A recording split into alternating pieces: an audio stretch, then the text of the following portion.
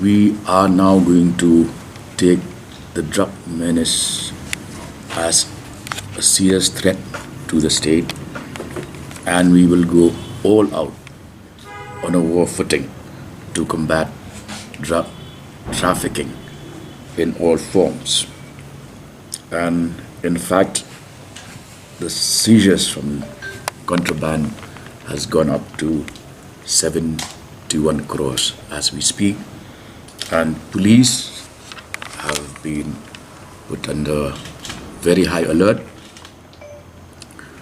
to go all out against drug traffickers of whichever caliber.